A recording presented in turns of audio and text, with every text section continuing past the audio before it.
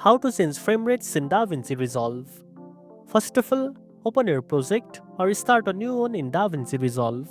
Before importing any media, go to the bottom right corner and click on the gear icon to open project settings. Now, under the master settings tab, you will see an option called timeline frame rate.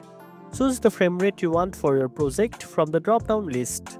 You will also see playback frame rate just below it. Set that to match your timeline frame rate for smooth editing.